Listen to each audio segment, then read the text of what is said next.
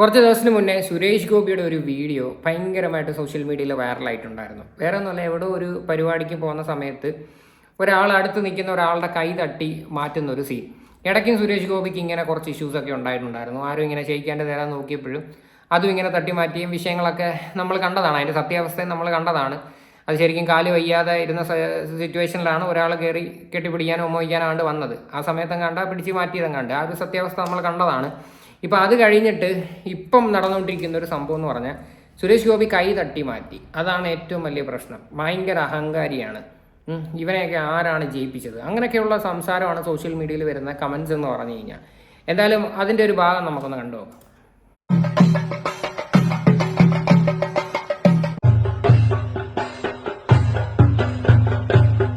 ഇതാണ് ആ സീൻ. അപ്പോൾ ഇത് കാണുമ്പോഴത്തേക്ക് സ്വാഭാവികമായിട്ടും ആൾക്കാർ ചിന്തിക്കും, എന്താണ് ഇത്, സുരേഷ് ഗോപി എന്തുകൊണ്ട് ഇങ്ങനെ ചെയ്തു, പുള്ളി ഇപ്പം ഭയങ്കര അഹങ്കാരി ആണല്ലോ എന്നുള്ളൊരു ചിന്ത എല്ലാവർക്കും വരും. ശരിക്കും പറഞ്ഞാൽ ഇതിൻ്റെ സത്യാവസ്ഥ ഇങ്ങനെയല്ല. കാര്യം പുള്ളി ഇറങ്ങി വന്നപ്പം തൊട്ട് ഈ പറയുന്ന വ്യക്തി സൈഡിൽ കിടന്ന് കൈ കാണിച്ചുകൊണ്ടേ ഇരിക്കുക. കൈ കാണിച്ച് അവിടെ ഈ പോകുന്ന ആൾക്കാരെയൊക്കെ നിയന്ത്രിക്കുകയാണ് സംഭവം.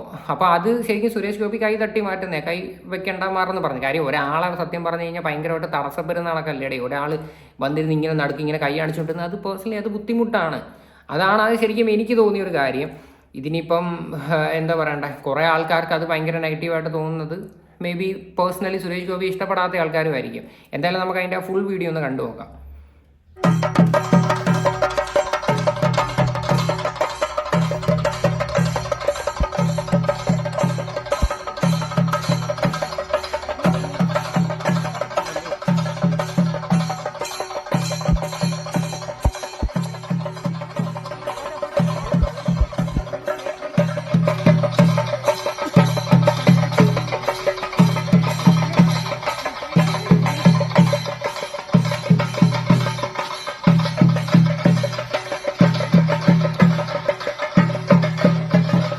കണ്ടോ, ഇതിനകത്ത് ആ പുള്ളിക്കാരൻ കൈ കാണിക്കുമ്പോൾ ഓൾറെഡി സുരേഷ് ഗോപി പറയുന്നുണ്ട്, വേണ്ട കൈ കാണിക്കണ്ട, മാറി നിൽക്കുന്നുള്ള രീതിയിൽ സംസാരിക്കുന്നുണ്ട്.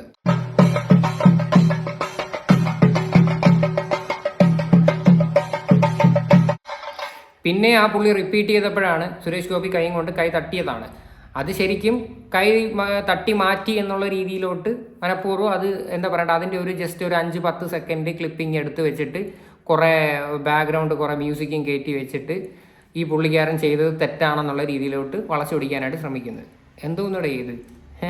ശരിക്കും ഇതിൻ്റെ ഫുൾ ക്ലിപ്പിംഗ് കാണുമ്പോഴത്തേക്ക് നമുക്ക് ആർക്കായാലും എന്തോ തോന്നുന്നത്, ഇത് ശരിക്കും നടന്നു പോകുന്ന വഴിക്ക് അതിൻ്റെ ഇടയ്ക്ക് കയറി തടസ്സപ്പെടുത്തി കഴിഞ്ഞാൽ ആരായി കഴിഞ്ഞാലും ഇടയ്ക്ക് നമ്മളെന്ത് പറയുക, നമ്മൾ കൈ മാറ്റാനായിട്ട് ശ്രമിക്കും.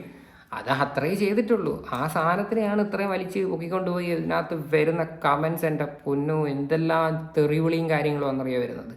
ഇല്ല, ആൾക്കാർക്കില്ല എന്തെങ്കിലും കിട്ടാൻ വേണ്ടി കാത്തിരുന്ന പോലാണ് എനിക്കിത് ഫീൽ ചെയ്യുന്നത്.